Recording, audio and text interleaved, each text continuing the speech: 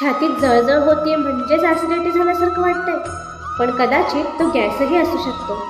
बरेच लोक गॅस आणि ॲसिडिटी हे एकच समजतात, पण खरं म्हणजे गॅस आणि ॲसिडिटी हे दोन्हीही वेगवेगळे डायजेशन प्रॉब्लेम्स आहेत.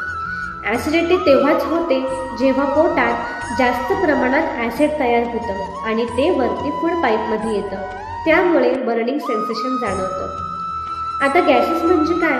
गॅसेस म्हणजे आपल्या आतड्यांमध्ये हवा किंवा गॅस तयार होतो. हे डायजेशन व्यवस्थित न झाल्यामुळे होतं. आपण आता नॅचरल रिलीफ टिप्स जाणून घेऊया.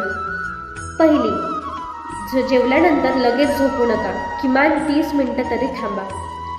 दुसरी टिप, हळू आणि व्यवस्थित चावून खा. तिसरं, तळलेलं आणि तेलकट पदार्थ टाळा. चौथं, दररोज व्यायाम करा. आणि पाचवं, पुरेसं पाणी प्या.